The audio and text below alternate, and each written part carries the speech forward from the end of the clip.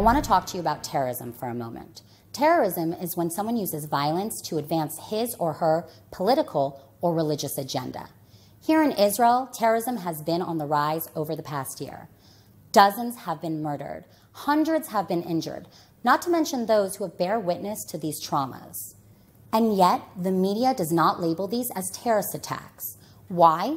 Often the media wants to be politically correct, and rather than accurately labeling something, they would rather not offend. So a terrorist becomes a militant. That's called misleading terminology, and one of HonestReporting's 8 categories of media bias.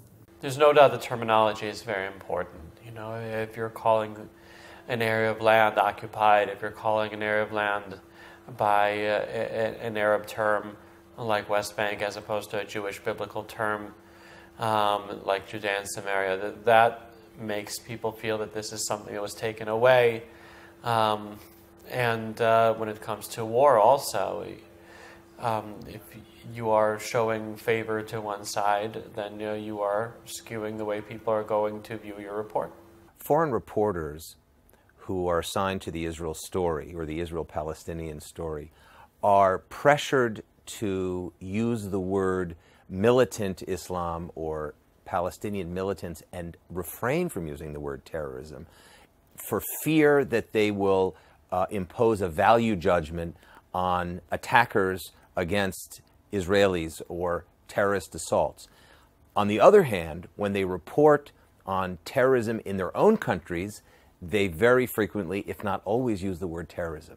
And this is a distinction that we see time and time again with United Kingdom networks and networks from other European countries particularly, and even networks out of the United States. There is a sense that if they're reporting in their own home turf, they use the word terrorism. Look at the 7/7 attacks in London. Look at the Madrid attacks. Look at the 9/11. It was all terrorists.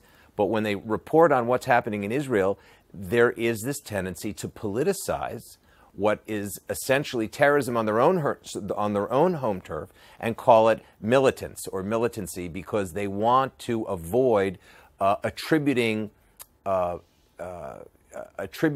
acts of terror to particular motivations of the attacker. So to be politically correct, they avoid using terrorism, and it's a disservice to the viewers of those networks.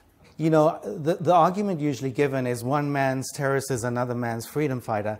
I don't buy that. Firstly, I think that terrorists themselves are trying to do just that, instill terror.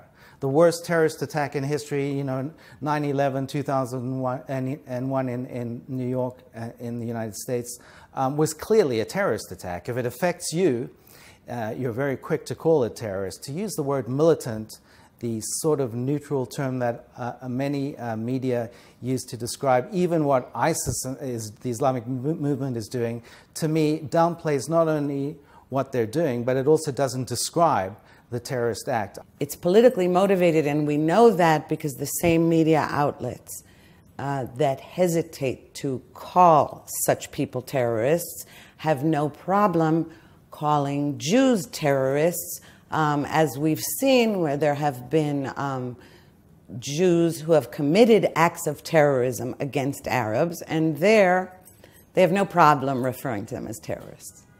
Over time, people get dulled and numbed to what they're reading. People read reams and reams of material today online because of the internet. And over time, terms become very, let's say, ingrained. And people who don't know any better about a certain topic just sort of absorb those terms, and then they become reality, whether they are or they're not. Well, one of the problems in reporters avoiding the word terrorism is that it creates a symmetry of legitimacy between the attackers and the victims of terror attacks. And that has been a very painful price that Israel particularly has had to pay, because Israelis, more than any other people in any other nation in modern history, face more attacks per capita per day than any other nation in modern history.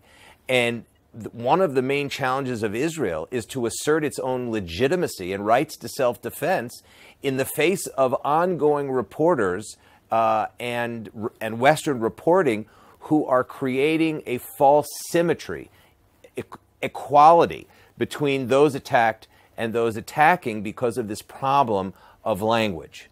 So we've learned that words matter, and when journalists use phrases or are careless with terminology, they're failing their journalistic responsibility to communicate accurate information. All the more important for those that really care about Middle East coverage and accuracy in reporting is to recognize the many ways in which bias can occur. That's why we've created Red Lines, Honest Reporting's Guide to Media Bias. Read it today, get empowered, and get involved.